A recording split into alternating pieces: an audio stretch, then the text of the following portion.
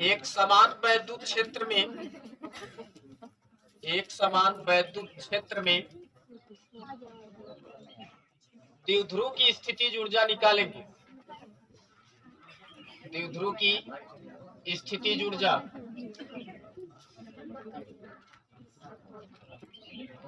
एक समान वैद्युत क्षेत्र में द्विध्रुव की स्थितिज ऊर्जा है। सुनिए, पहले जब भाई कोरोना में आई थी तब 30% सिलेबस कटा हुआ था, तो उसमें इसको हम लोग पढ़ाते नहीं थे। 2 साल तक तो नहीं हम पढ़ाए हैं, ठीक ना। लेकिन अब ये सिलेबस में आ गया है तो अब तो पढ़ना पड़ेगा, ठीक ना। हेडिंग है एक समान वैद्युत क्षेत्र में द्विध्रुव की स्थितिज ऊर्जा। और इसके पहले भी आप स्थितिज ऊर्जा निकाले थे, लेकिन किसकी स्थितिज ऊर्जा निकाले थे? जब आवेशों का सिस्टम बनाना रहता है, ठीक ना, 2 या 2 से अधिक आवेशों के निकाय की रचना करने में, ठीक ना, वैद्युत बल के विरुद्ध कुछ कार्य करना पड़ता है। वह कार्य ही उस निकाय में वैद्युत स्थितिज ऊर्जा के रूप में संचित हो जाता है। आप लोग देखिए फुल कंसंट्रेशन में बैठिए, देखिए पढ़ने आए हैं, थोड़ा सा अलर्ट होकर के और बोर्ड पर हमारी बात पर ध्यान दीजिए, ठीक ना। आप आपसी बातचीत बाद में करते रहिएगा, लेकिन बोर्ड पर ध्यान दीजिए। सुनिए, पहले हम यहाँ एक समान वैद्युत क्षेत्र बनाते हैं। एक समान वैद्युत क्षेत्र है, इसकी तीव्रता को ई मान के चलते हैं थोड़े समय के लिए। सुनिएगा, एक समान वैद्युत क्षेत्र को प्रदर्शित करने के लिए हम आपको बताए थे कि समांतर रेखाएं एक दूसरे से परस्पर समान दूरी पर रहती हैं, तो ये प्रदर्शित करता है कि यहाँ वैद्युत क्षेत्र की तीव्रता एक समान का मतलब ई का मान अगर 10 न्यूटन प्रति कूलम है वैद्युत क्षेत्र की तीव्रता का मान, तो हर पॉइंट पर वैद्युत क्षेत्र की तीव्रता 10 न्यूटन प्रति कूलम ही होगी, कहीं अधिक और कहीं कम नहीं होगा पूरे स्पेस में।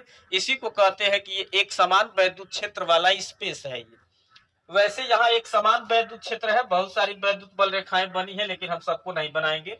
और सुनिएगा, हमें द्विध्रुव की स्थितिज ऊर्जा निकालनी है, ठीक ना। तो जैसे हम आवेशों की निकाय की रचना करते थे, तो हम कहां से आवेशों को लेके आते थे? अनंत से लेके आते थे। वैसे हम अनंत से हम द्विध्रुव को लेके आएंगे। द्विध्रुव को माइनस क्यू आवेश और प्लस क्यू आवेश, और अनंत से इस द्विध्रुव को वैद्युत क्षेत्र के भीतर किसी बिंदु तक लाने में जो कार्य होगा, वह किया गया कार्य ही उस द्विध्रुव में स्थितिज ऊर्जा के रूप में संचित हो जाएगी। अगर कोई आपसे पूछे कि वैद्युत द्विध्रुव की वैद्युत क्षेत्र में स्थितिज ऊर्जा क्या है, अगर डिफिनीशन की बात आएगी तो आप कहेंगे कि एक समान, देखिए आप पढ़ते हैं, आप कैसे कवर करना है ये आपको सीखना है। कुछ तो आप फिगर द्वारा कवर करिए और फुल कंसंट्रेशन में बैठेंगे तो यही 100% क्लियर हो जाएगा। यहाँ एक समान वैद्युत क्षेत्र बनाए हैं, और एक समान वैद्युत क्षेत्र बनाने के बाद देखिएगा हम क्या लिखना चाहते हैं। द्विध्रुव की स्थितिज ऊर्जा का डिफिनीशन लिखना चाहेंगे, तो फिगर अगर आप दिमाग में बैठाए हैं तो यहाँ एक समान वैद्युत क्षेत्र है। अनंत से किसी द्विध्रुव को वैद्युत क्षेत्र के अंदर या वैद्युत क्षेत्र के भीतर किसी बिंदु तक खींच कर लाने में कुछ कार्य करना पड़ता है, वह कार्य ही उस द्विध्रुव में स्थितिज ऊर्जा के रूप में संचित हो जाएगा। अनंत से उसको खींच के लेके आते हैं, तो सुनिएगा, मान लीजिए हम यहाँ द्विध्रुव को लेके आए, ठीक, ये माइनस क्यू आवेश था, ये प्लस क्यू आवेश था। द्विध्रुव के बीच की दूरी क्या थी? 2l है। एक बात आपको पता है, और हम लिखवाए भी हैं, विशेष बात नोट में लिखवाए थे, कि एक समान वैद्युत क्षेत्र के अंदर रखे गए धन आवेश पर लगने वाले बल की दिशा वैद्युत क्षेत्र की दिशा में होती है, यानी कि इस पर एक बल काम करेगा। देखिए जब अंदर लेके आएंगे तो इस पर एक बल काम करेगा, F बराबर Q इंटू E, और माइनस आवेश पर लगने वाले वैद्युत बल की दिशा, एक समान वैद्युत क्षेत्र के अंदर अगर ऋण आवेश रखा गया है तो उस पर लगने वाले बल की दिशा वैद्युत क्षेत्र के विपरीत दिशा में, और बल का मान निकालेंगे तो आवेश पता है, वैद्युत क्षेत्र की तीव्रता पता है, दोनों का गुणा कर देंगे तो उस आवेश पर लगने वाले वैद्युत बल का मान पता चल जाएगा। अच्छा, एक लॉजिक है, सुनिएगा, बहुत ध्यान से सुनिएगा हमारी बातें, अब थोड़ा सा टेक्निकल है। अगर आप किसी वस्तु को खींच करके लेके आते हैं, ठीक ना, तो बल और बल की दिशा में विस्थापन होता है तो कार्य धनात्मक होता है, ठीक ना। और अगर आप खींच रहे थे किसी वस्तु को आगे और जा रहा था पीछे, ठीक ना, तो कार्य तो होगा लेकिन ऋणात्मक कार्य होगा।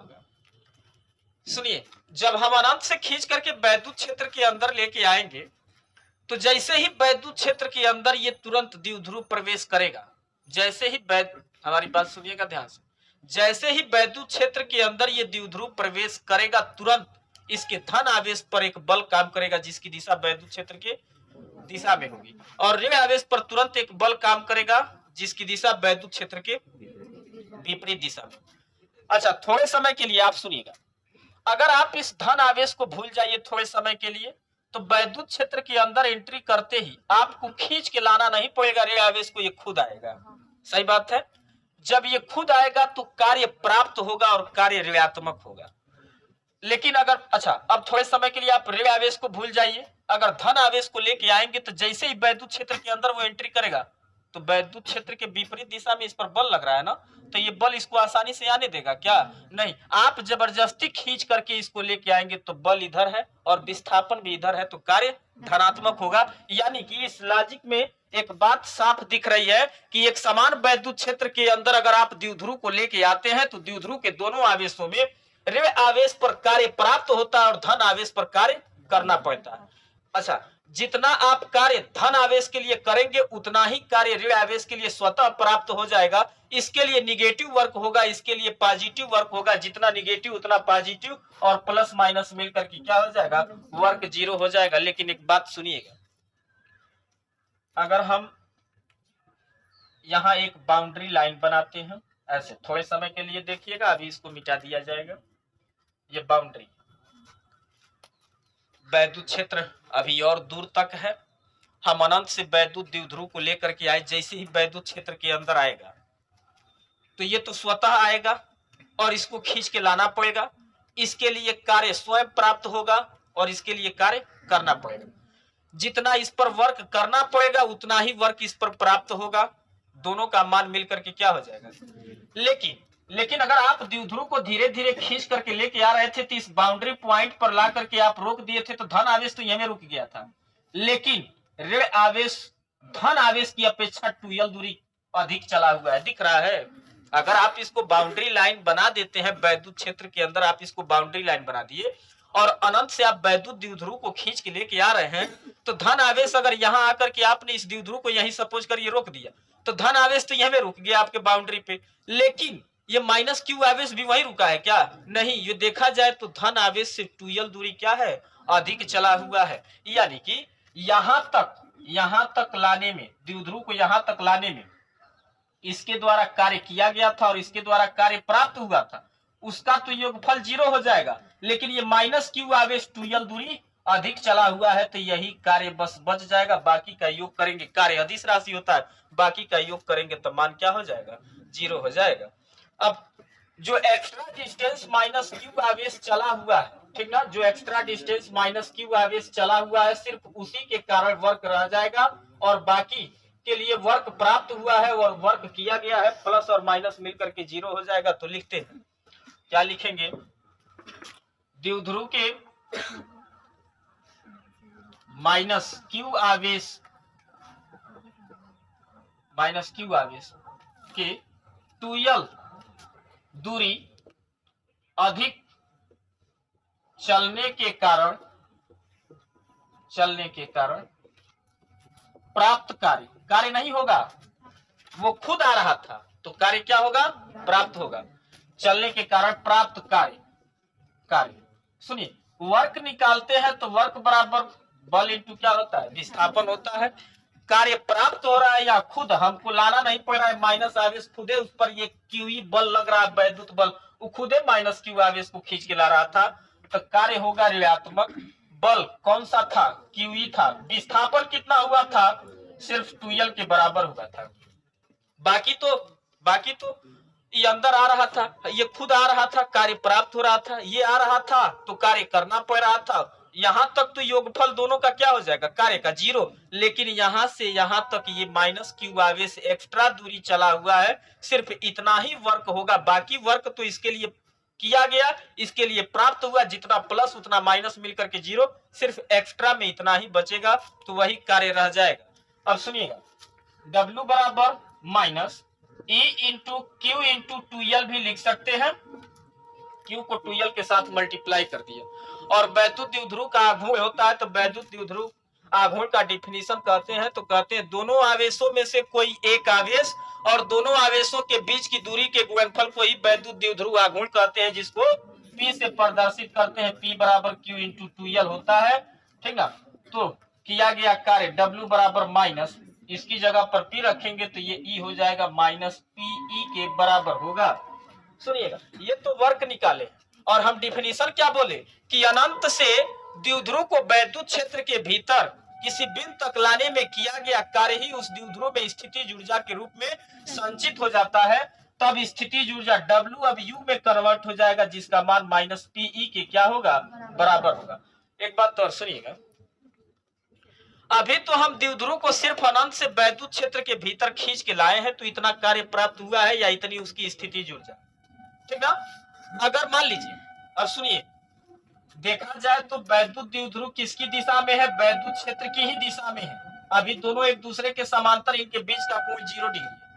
अगर अनंत से खींच करके इसके अंदर लेके आए और अंदर लाने के बाद इसे थीटा कोण घुमाएंगे, तो थीटा कोण घुमाने में फिर वर्क होता है, जो अभी निकाले थे पिछले लेक्चर में, जिसका मान W बराबर क्या होता है, लिखते हैं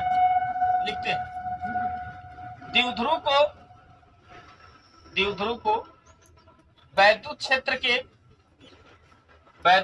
के भीतर घुमाने में किया गया कार्य W बराबर PE 1 माइनस कॉस थीटा था।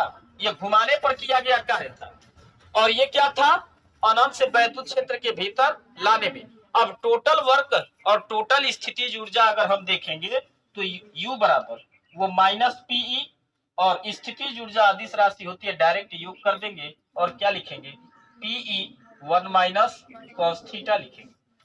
ये बनेगा माइनस PE का 1 में गुणा करेंगे तो प्लस PE और माइनस PE कॉस थीटा होगा। ये प्लस माइनस कैंसिल होगा। फाइनली U का मान हम लिख रहे हैं माइनस PE कॉस थीटा। अब सुनिएगा, यहां से देखिए, ये जो भी मान निकल के आया है माइनस PE कॉस थीटा, जिसमें P क्या था, वैद्युत द्विध्रुव का आघूर्ण, जिसका मान Q इंटू 2L से निकालते हैं, ठीक है। उसके बाद E क्या था, कोई बात कर रहा है, E क्या था, एक समान वैद्युत क्षेत्र था जिसके अंदर हम द्विध्रुव को लेके आए। तो ये जो भी स्थितिज ऊर्जा है, ये क्या स्थितिज ऊर्जा है, तो ध्यान से सुनिएगा। आप कहेंगे कि अनंत से जब हम किसी वैद्युत द्विध्रुव को वैद्युत क्षेत्र के अंदर लेके आएंगे तो भी कुछ कार्य करना पड़ेगा, और उसे लाने के बाद उसे वैद्युत क्षेत्र की दिशा से, अभी वैद्युत क्षेत्र की दिशा में था और वैद्युत क्षेत्र की दिशा से थीटा कोण घुमाएंगे तब भी कार्य होगा, लाने में भी कार्य होगा और घुमाने में भी कार्य होगा, और दोनों को हम योग कर देंगे, ठीक ना। तो टोटल कार्य पता चल जाएगा, यानी कि वो टोटल द्विध्रुव की क्या हो गई, स्थितिज ऊर्जा। इस स्थितिज ऊर्जा में दो बात शामिल है, एक तो आप अनंत से द्विध्रुव को लेके आए हैं, और दूसरा नंबर लाने के बाद उसको वैद्युत क्षेत्र में थीटा कोण तक घुमाए हैं। और यहाँ जो माइनस PE था, ये सिर्फ क्या था, द्विध्रुव को सिर्फ अनंत से वैद्युत क्षेत्र के भीतर लाने में किया गया कार्य था, या सिर्फ द्विध्रुव को लाने में संचित स्थितिज ऊर्जा थी। और इसमें क्या है, लाने के बाद उसको घुमाया भी गया है तब की स्थितिज ऊर्जा है, दोनों में अंतर है, ध्यान रहे। बात समझ में आया, ठीक, बस इसी बात को लिखना है। अच्छा, अब तुम लोग सोचो, खुद सोचो, सुनिए एक बार, इसको मैं फिर रिपीट करता हूं, ध्यान से सुनिए। अनंत से आप वैद्युत द्विध्रुव को लेके आ रहे थे, ऐसे पकड़ के लेके आ रहे थे, बात समझ में आ रहा है।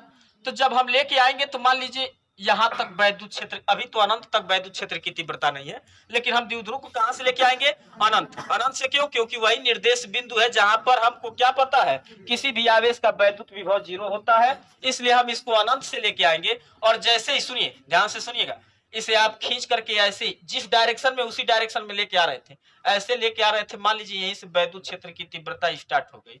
जब स्टार्ट हो गया, यहीं से स्टार्ट हो गया, तो सबसे पहले उसके अंदर कौन एंट्री करेगा, माइनस Q आवेश, और माइनस Q आवेश पर तुरंत एक वैद्युत बल काम करेगा जिसकी दिशा वैद्युत क्षेत्र के विपरीत। तो खुद ये वाला बल खुद ही इस माइनस Q आवेश को क्या करेगा, खींचने लगेगा। अच्छा, मान लीजिए खींच करके जैसे ही लेके आगे आया, तब तक दूसरा वाला प्लस Q आवेश भी अब वैद्युत क्षेत्र के अंदर एंट्री कर गया, सही बात है। और उसके एंट्री करते ही उस पर तुरंत वैद्युत बल किधर काम करेगा, विपरीत दिशा में।